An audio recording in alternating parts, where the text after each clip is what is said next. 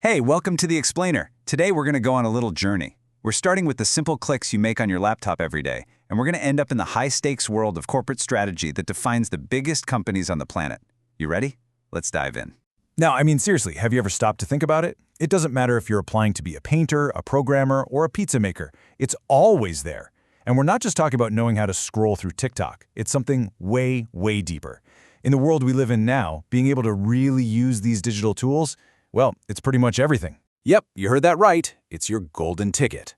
Whether you're trying to land that dream job, launch your own company, or just, work smarter and not harder, these skills are totally non-negotiable.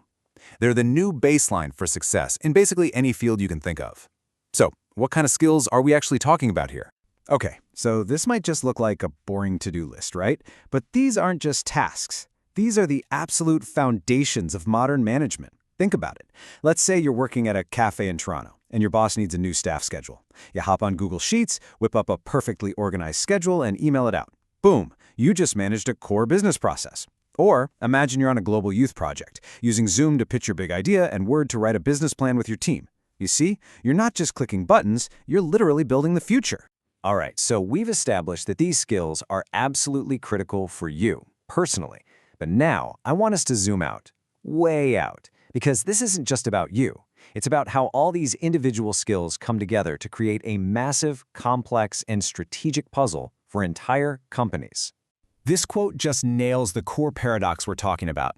The very same piece of technology that lets a tiny startup in, say, Belleville, Ontario, reach customers all over the world is also the exact same tech that allows a global giant to completely dominate that market and crush the competition.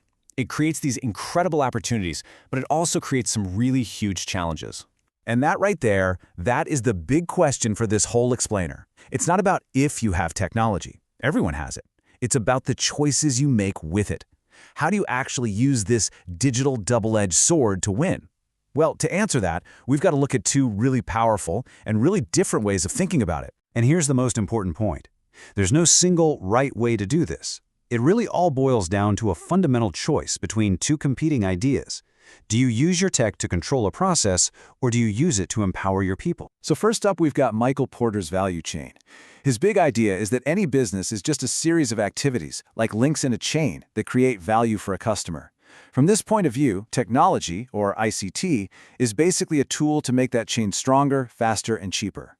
You're trying to build a perfect, well-oiled machine.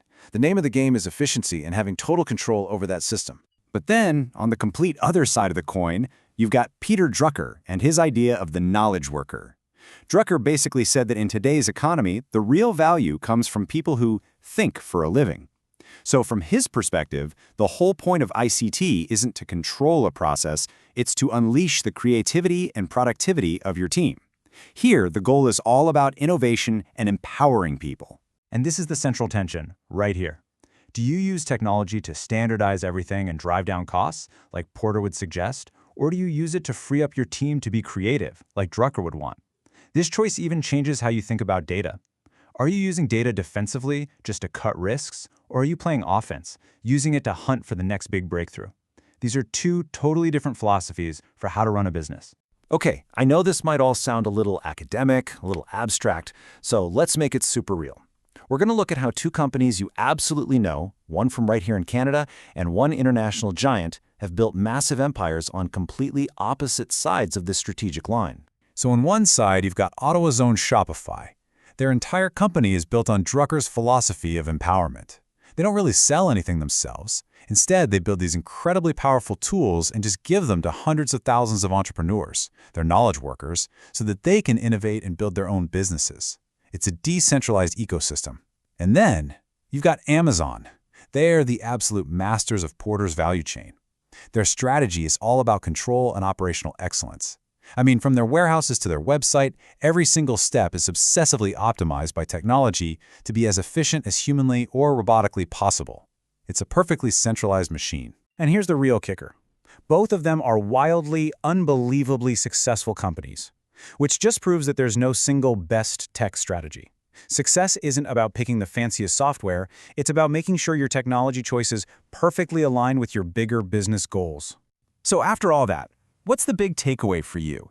As a future leader or an entrepreneur or just a manager trying to get things done, how do you actually take these big ideas and use them? Well, it really comes down to these three things. First, always remember that technology is just a tool to get you to your goal. It's not the goal itself. Second, the best leaders find that perfect balance between using tech for control and efficiency and using it to empower creativity and innovation. And third, you have to treat your data like it's gold. It's one of the most valuable strategic assets you will ever have. Now, as we look to the future, there's a massive, massive wave coming that's going to challenge everything we've just talked about. I'm talking about the rise of generative AI. It's about to force every single company to rethink its strategy from the ground up. You see, for decades, business tech has mostly been about analyzing what's already happened, looking at past sales, past customer behavior. But generative AI is totally different. It's all about creating what's next.